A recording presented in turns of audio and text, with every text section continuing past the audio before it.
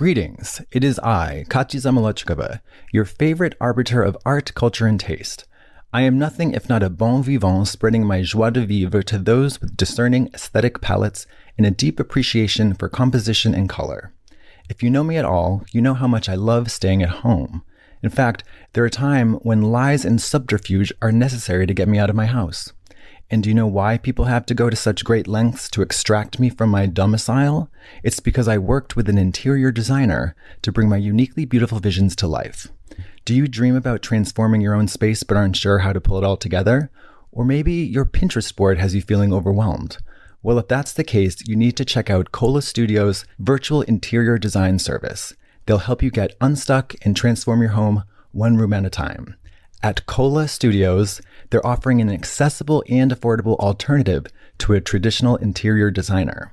The virtual interior design service allows you to bring your dream space to life from anywhere without the higher cost of full-service interior design. Here's how it works. They'll provide detailed floor plans, stylish mood boards, and a shopping list with links to everything you'll need to move forward confidently and implement the design at your own pace. Are you ready to see if Kola Studio's virtual interior design service is right for you? You can book a complimentary intro call to meet the team, learn about their services, and discuss your project goals. Plus, you can download their free investment guide to learn about pricing from their website. Just go to kolastudios.com, that's KOLASTUDIOS.com, and don't forget to follow them on Instagram at Kola Studios for design news and tons of inspiration. Again, that's kolastudios.com. Angie has made it easier than ever to connect with skilled professionals to get all your jobs projects done well. If you own a home, you know how much work it can take, whether it's everyday maintenance and repairs or making dream projects a reality. It can be hard just to know where to start, but now all you need to do is Angie that and find a skilled local pro who will deliver the quality and expertise you need. Angie has over 20 years of home service experience, and they've combined it with new tools to simplify the whole process.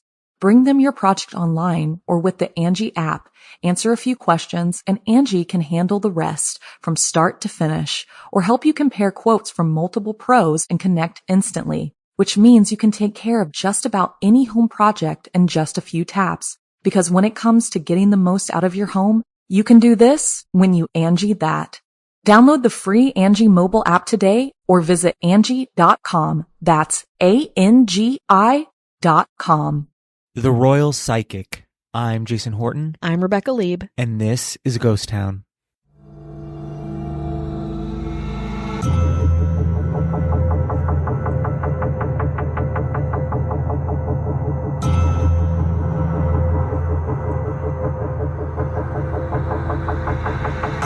On August 13th, mere weeks from her death on August 31st, 1997, Diana, Princess of Wales, and her companion, Dodi Fayed, flew by helicopter to Lower Pilsley in Derbyshire.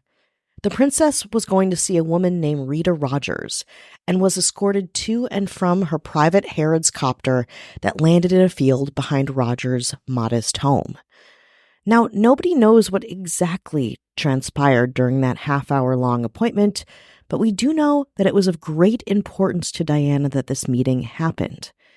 Because Rita Rogers was Diana's psychic, a confidant, an advisor, and one of the only women who would see what Diana's tragic future held. Today on Ghost Town, the life and times of Rita Rogers, psychic to the Princess of Wales. When Diana and Rita Rogers met, we don't know for certain. Some sources say it was through a mutual friend in 1994. Some say Rogers had been personally suggested to the princess by the Duchess of York. Either way, the Romani medium captivated Diana's interest and gained her trust quickly. In an interview, Rita Rogers said she'd always been gifted in the spiritual realm, that she'd been communicating with spirits since she was 4 years old. When she was 10, her paternal grandfather, a Romani and a clairvoyant himself, told Rita that she had the gift. Quote, "I says, no way, no how. No chance," said Rogers in an interview. "I'm not doing it," I says. "I'm going to be a policewoman." She goes on to say in that interview that she had many spooky things happen to her over the years, and that she generally didn't like the idea of convening regularly with the dead. Her mother, who was not Romani, also didn't like the idea of her daughter communicating with spirits. One day, Rogers came home from school and told her mother she had seen a neighbor by the name of Mr. Bingham, by the river. Rogers's community was concerned about their neighbor, as he had not been out of their home since his wife had passed away. Rogers told her mom that Mr. Bingham was out, walking by the river, and that he told her he was happy. Quote, "My mother just looked at me," Rogers recalls. "Rita, have you respect for the dead," she said. "She knocked me around the kitchen." She then told me, quote, "Mr. Bingham had committed suicide in the River Mon that morning." She goes on to say in her interview, "Can you imagine the shock for my mom?" After their meeting in 1994, Diana began visiting Rogers and is believed to have telephoned her regularly after that. Rogers has been notoriously tight-lipped about much that was discussed between her and the princess in those years between 1994 and her death in 1997. Quote, "I was offered £250,000 to talk about her private life, but how could I? She was my friend," she said. She did, however, share some small details over the years, giving insight into Diana's interior life and state of mind at that time. Quote, "She rang at least once a week to see how I was, as well as for readings," Rogers told the Derbyshire Times. "When she came to visit, she used to throw her arms around me. She always used to leave me a present. We had such laughs and such a fantastic relationship." Diana was, in general, very interested in psychics and mediums, but a lot of her reads gave way to paranoia of who she might meet and what might happen to her. Rogers confessed that she warned Diana of a premonition that the brakes of her car had been tampered with, but she didn't quite know the context of that, only that it bolstered Diana's paranoia, along with, of course, the stressors around her fame and high status. But there were other details that also stayed with the princess that were a bit more positive about these reads, because some of the details that Rogers said actually came true. And because of that, Diana was over the moon about their relationship. Quote, "I told her she would meet a man of foreign descent with the initial D on water, and that the man would be connected with the film industry," Rogers said. "Not long after, she rang me one day and said, 'Rita, guess where I am? I'm on a boat with a man I've just met called Dodi Fayed.'" I need to emphasize that Diana was under a lot of stress and relied quite a bit on the esoteric arts for both comfort and answers. During this period, she had hundreds of sessions with psychics, holistic healers, and spiritualists. Patrick Jeffson, Diana's private secretary until 1996, believes the princess was vulnerable in putting so much trust in people that perhaps wanted to exploit her fears for their own ends. Self-styled healer and friend of Diana, Simone Simmons, said, quote, "She saw lots of wacky astrologers. Some of the things she did were beyond the pale. Once she came in to see me and had white stripes on her leg. She said she'd been to see a healer recommended to her by the Duchess of York who had taped fossils to her legs, and she had to walk around with them. She also sat under a plastic pyramid, which the healer, called Madame Vasso, told her would produce, quote, good energy." Simmons went on to say, quote, "She heard other psychics deliver premonitions she'd marry one of the European princes. She consulted dozens of psychics asking the same question. Would she and Charles get back together again? They all said yes. That was the worst. She was ripped off for thousands of pounds by people telling her what she wanted to hear. What she was looking for was someone to say, 'You will fall in love. You will live happily ever after.' She wanted to know if it would happen, and more importantly, when. She wanted genuine love more than anything." Now, of course, there's a lot of mixed messages getting back with Charles, her romantic future, like one might ask if they were under a lot of stress and were in a position of power. Despite some things that felt accurate, Simmons also said that Rita Rogers told Diana some untrue things, like that the Queen would die in 1996, which of course didn't come to fruition. But again, she also said some things that were right on the money. Simmons confirms that Diana used to ring Rogers every 2 weeks. Quote, "Diana said the first time Rita talked to her, she gave her messages from her father, Earl Spencer, who had died. Diana was impressed with what Rita had told her. She said there were things that only her dad would have known." Clearly, of all of her healers, Diana put a lot of stock into Rogers' insight.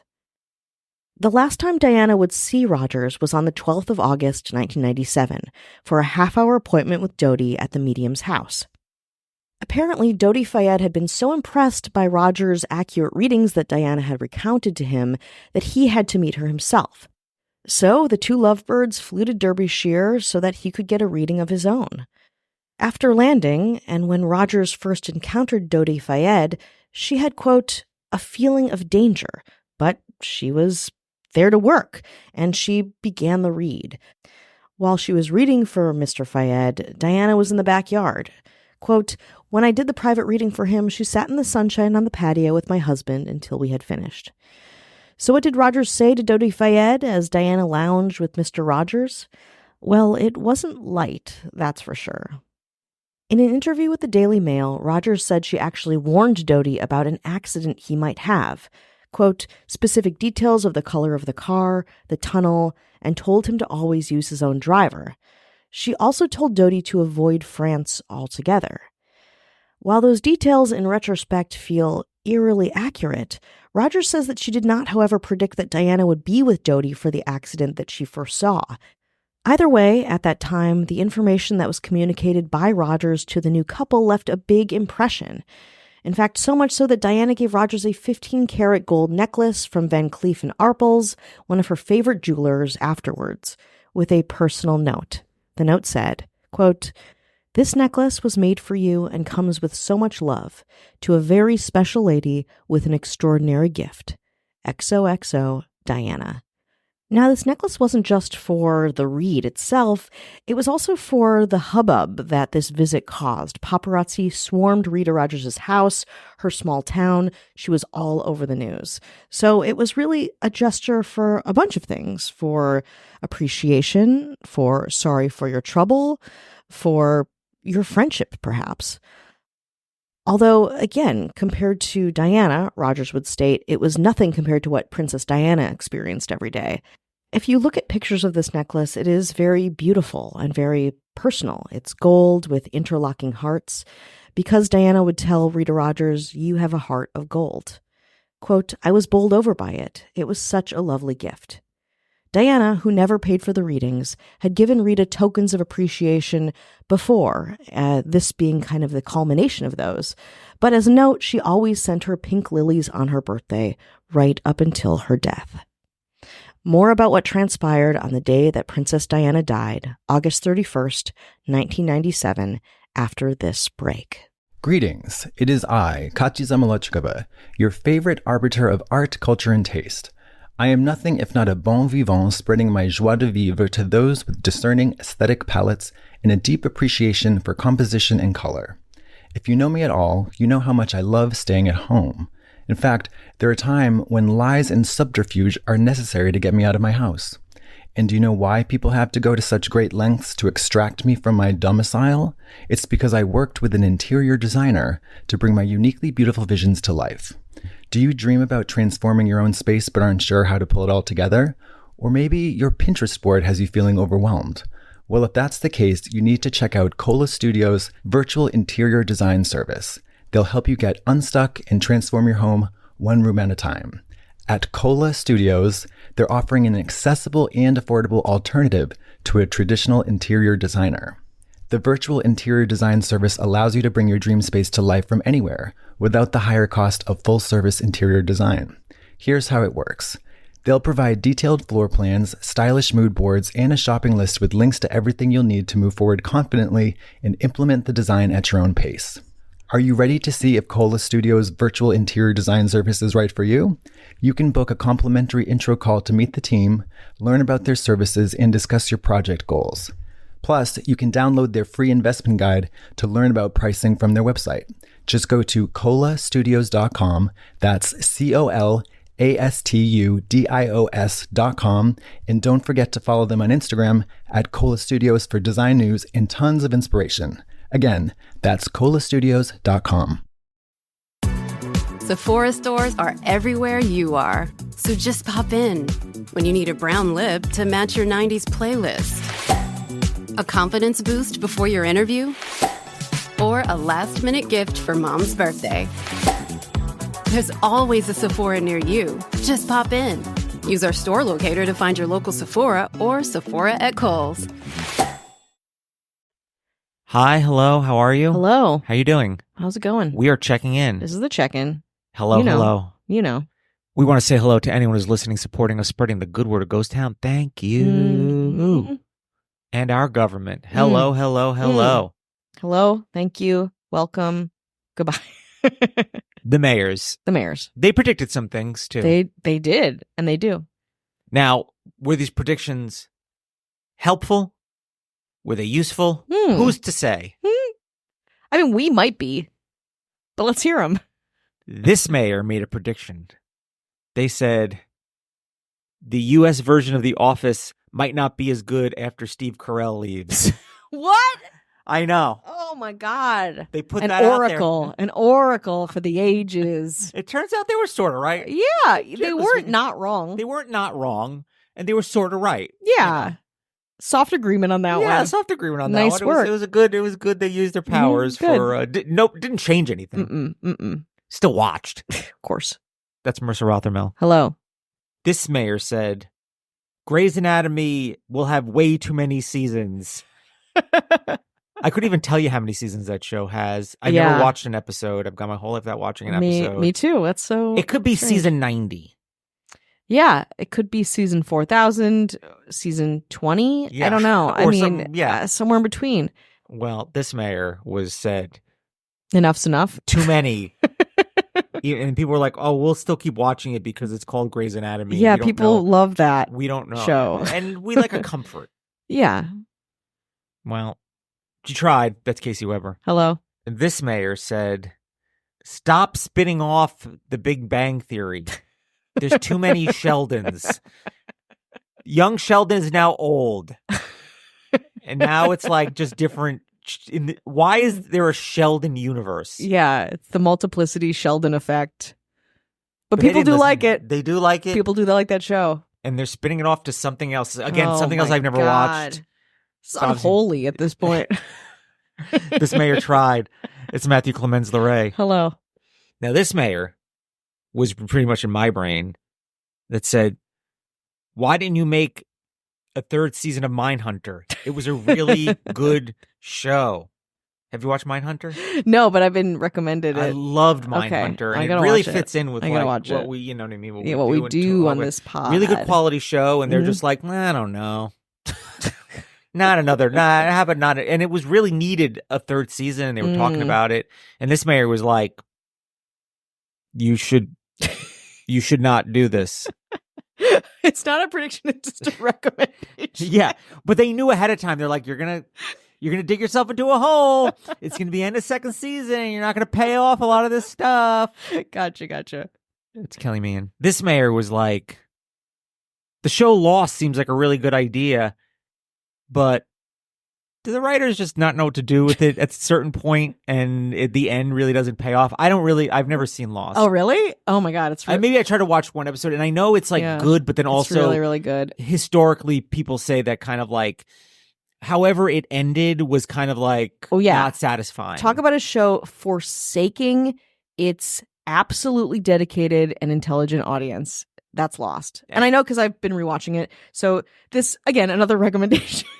But would you say it's fair to say that they kind of wrote, like when they were doing the show, they're like, oh, we didn't know we were going to get to this point. Now I we don't think know it's fair to say. I think it's a fact. Yeah. I think they've talked about it in many Okay. interviews. They were Yeah. like, we didn't know. And it's such a slow paced. And I've been rewatching it and there's some, the dialogue's not great, but the concept is really good and very interesting. And they just were like, fuck you. Well, that was Kat Giselle. Hello. She's Help us. She was just like, I know you guys are going to get into it to dig yourself into a hole. She knew. She's like, no more smoke monsters. Now, this one's close to my heart Oh, yeah? as someone who's gone through it. Oh. I've gone through it. Wow. Okay. This mayor was like, the show Entourage is not going to hold up well at all. And take it from somebody who went right from rewatching the whole thing right into the movie, Mhm. dovetailed right Yeah. into the movie. And I will say this, is the movie bad? Yes, Mhm. it is. But after rewatching the series, it's not that bad in comparison Mhm. to how it went with like season at least 7 and 8. Yeah. For sure. It's Well, actually not bad. You were watching and then I started watching and then we were both watching Entourage. And I think it's something turned around season 6.5, where I just started thinking it was really good. I was like, this is good. I got to keep going with this. And then I was just like, it's like I woke up one night. I was like, you're sick. You're sick. Stop it. They really talk about gaslighting. They were the original. The show gaslit you into thinking it was. You gaslit me as a woman, as a viewer, as a white woman, as a woman who grew up in the early aughts, as a purveyor of entertainment, as a person who resides in Los Angeles. But that is courtesy of Ashley Matson. Hello. She got it. She understood. She's just like, all right, my name's coming. And then our governor. Creator of all shows, good and every bad. Show. Creator of the TV, creator of the universe. Every reboot comes from our governor.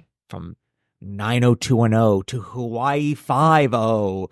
What are some other shows that are just like, they came out, they're just and just like that. Oh, and just like that. And that Roseanne reboot. Yep. The Middle. That's the Everyone Hates Chris. Everyone loves Chris. Everyone loves Raymond. There's Blackish, and then there's Mixed-ish. Yeah. All the ishes. All the reboots. It's just like, ha, ha, ha, ha. The money just piles up. These fools don't realize that they're just repackaging something and making it slightly the same or slightly worse. Ha, ha, ha, ha, as the money piles up. It's a real, like, animatronic laugh. Ha, ha, ha, ha, ha, ha, ha. That's our governor, Avian Noble. If you want no ads, no chit-chat, bonus episodes, 7 days free. You just want to listen to the good stuff. You don't want to listen to any of this junk. No, you don't want to hear like a rehashing television shows. For Entourage? Yeah. You want an Entourage play-by-play? But head on over to patreon.com/ghosttownpod. You want to get back into it? Let's get back to Princess Diana and her psychic. Oddly, or fortuitously enough, on the day of her death, Diana called Rogers to check in. Rogers communicated urgently that she felt like something was going to go wrong in Diana's life, and fast. Quote, she rang me at 4 p.m., 9 hours before the crash, to tell me that she was in Paris, Rogers recounted, adding that, quote, she told me she was going for dinner at the Ritz, that she would be careful, and would ring me when she got back home. She said she was looking forward to seeing her boys. In that last phone call to me, I told her I wanted her to come home straight away, rather than in the dark. Rogers still believes that the crash was an accident, and knows she did not believe that Diana was pregnant, as many people have theorized.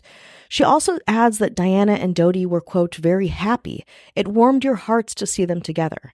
Would they have married? I don't know, but I do know that Diana would never have done anything that would have caused a problem for her sons. They were her absolute priority. But there's also no doubt that they were in love. She was radiant, the happiest I'd ever known her.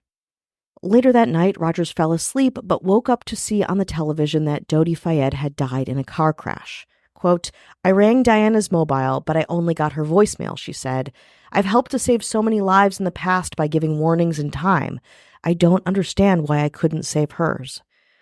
Of course, after Dodi Fayed passed away early on August 31st, Diana, Princess of Wales, also passed away. The media reported it everywhere across the world, and of course, Rita Rogers was grief-stricken. Now, decades later, Rita Rogers is still alive, and we'll talk about her relationship with Diana in broad brushstrokes, of course, maintaining that she still has a connection with the deceased princess. Quote, I know she's very happy now, Rogers says about Diana. I still feel her around me. She's happy, and she's proud of her boys. Rita Rogers, of course, now is in her 80s, but continues to provide services to everyone, no matter how famous or infamous. She even helps the police on occasion. The most noteworthy instance of this is back in 1984, before she had even met Princess Diana, when Rogers helped police locate 2 soldiers who got lost in a snowstorm in the Cairngorms. She gave precise directions to where they would be located, but sadly neither survived. However, she was accurate in where she presumed that they would be. Most of her work these days is not helping police or giving psychic reads to rich and famous, fabulous royals, but is mostly putting people in touch with relatives who have died. In 2008, Rita Rogers chose to sell the necklace Diana gave her 2 weeks before the princess's death.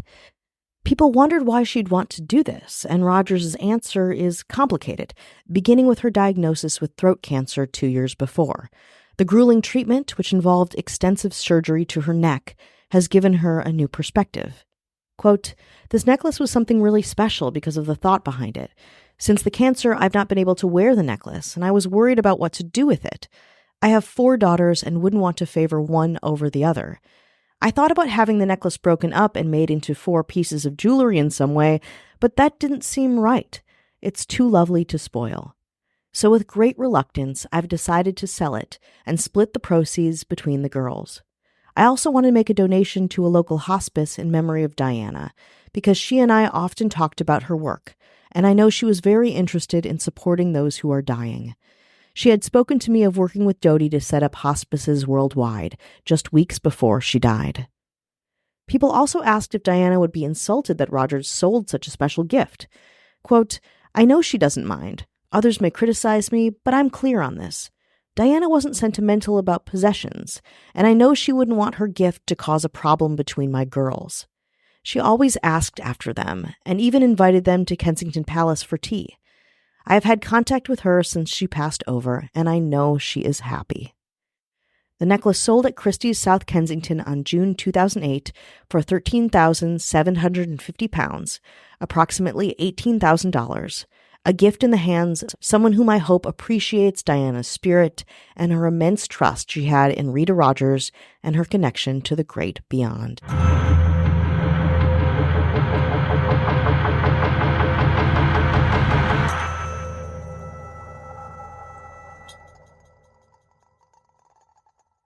Greetings, it is I, Kachi Zamolodchikova, your favorite arbiter of art, culture, and taste. I am nothing if not a bon vivant spreading my joie de vivre to those with discerning aesthetic palates and a deep appreciation for composition and color. If you know me at all, you know how much I love staying at home. In fact, there are times when lies and subterfuge are necessary to get me out of my house. And do you know why people have to go to such great lengths to extract me from my domicile? It's because I worked with an interior designer to bring my uniquely beautiful visions to life. Do you dream about transforming your own space but aren't sure how to pull it all together? Or maybe your Pinterest board has you feeling overwhelmed? Well, if that's the case, you need to check out Kola Studios' virtual interior design service. They'll help you get unstuck and transform your home one room at a time. At Kola Studios, they're offering an accessible and affordable alternative to a traditional interior designer. The virtual interior design service allows you to bring your dream space to life from anywhere without the higher cost of full-service interior design. Here's how it works. They'll provide detailed floor plans, stylish mood boards, and a shopping list with links to everything you'll need to move forward confidently and implement the design at your own pace. Are you ready to see if Kola Studios' virtual interior design service is right for you? You can book a complimentary intro call to meet the team, learn about their services, and discuss your project goals. Plus, you can download their free investment guide to learn about pricing from their website. Just go to kolastudios.com, that's KOLASTUDIOS.com, and don't forget to follow them on Instagram at Kola Studios for design news and tons of inspiration. Again, that's kolastudios.com.